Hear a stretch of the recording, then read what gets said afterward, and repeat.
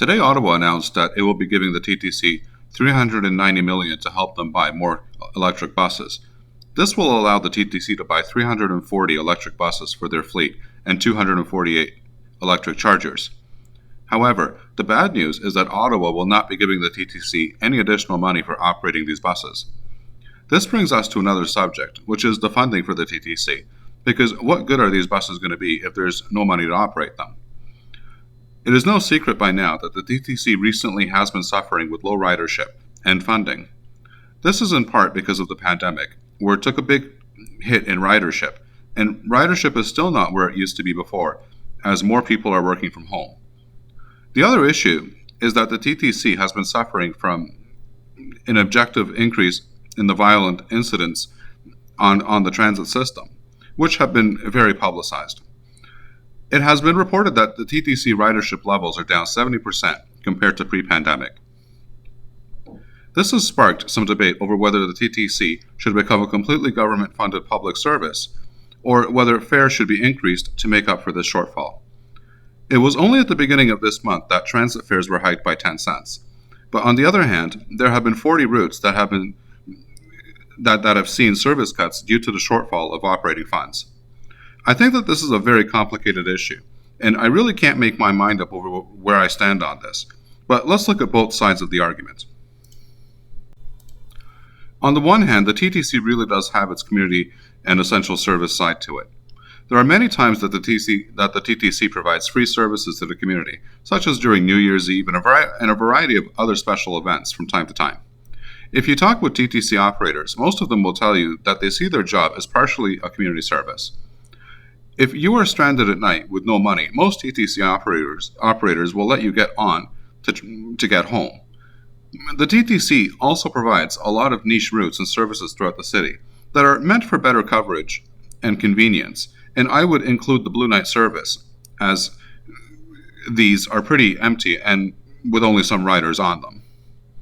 There's also the essential service of the TTC, where it makes it possible for people that don't or can't have a car to get around the city be able to do so. This is especially the case for traveling to downtown Toronto. If it were not for the TTC and people were either forced to purchase cars or to use them, then the streets of the city would be completely clogged up. And we have seen this happen during the TTC strikes before, which is what prompted the debate over whether or not they should be deemed an essential service. But that is a different subject for a different video.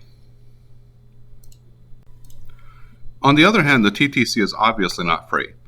It cost $2.4 billion to operate in 2022, and the TTC brought in $1 billion of revenue from ridership during 2022. And so taxpayers were on the hook for the remaining $1.3 billion. This is a real statement about how the TTC currently works, because the numbers reflect that it is partially a community service that is provided by the taxpayers, and then the other part is funded by its ridership revenue. But I think that this leaves the TTC in a position where it is sitting on the fence caused by our own hypocrisy. On the one hand, we expect the TTC to be there for us because we need it, but on the other hand, why should the people that are not using it be paying for it through their taxes? As a born citizen of Toronto, I would like the TTC to be there to get us around when we need it. But on the other hand, the money needs to come from somewhere in order for this to happen, and taxing the rich is just a pie-in-the-sky idea. If you look at the operating numbers, I find this very telling, because it says that this is very split down the middle between being a for-profit enterprise and a social service. But why does this have to be a binary choice? Why can't we strive to make the TTC profitable and still have the government subsidize it to improve the system? We seem to have undervalued our transit system to the point where everyone wants to have it, but nobody wants to pay for it. And that's where we are right now, and this is completely unsustainable. So why can't we just have it both ways? Let's say that we strive to make the TTC operationally profitable, while we still ask the government to give additional funding for it to be improved. I don't think that this gap in operating costs is so hard to overcome as we make it out to be. Right now, adult fares are at $3.35 a ride. Let's say that we doubled that fare to $7 and made it so that kids under 12 could ride for $3.35. It would cost someone that uses the TTC to get to work about $280 a month. It costs on average about 3 times that amount to own a car when you consider all of the additional expenses, not to mention that all transit costs are tax deductible.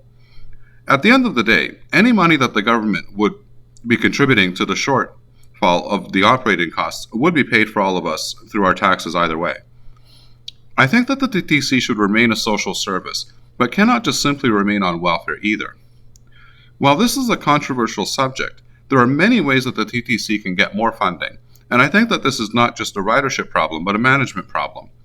Many opportunities by our local and provincial governments, such as toll highways, advertising opportunities, such as large companies naming stations, and a payment system that works and is easy to use, could all be helpful. There is no question that going green and getting electric buses is going to be a fantastic additional for the TTC fleet. Don't get me wrong, these buses are going to be operating either way because they can just be swapped out for the diesel ones currently in service at any time. But the only question that remains is who's going to be paying for them, the users or the taxpayers?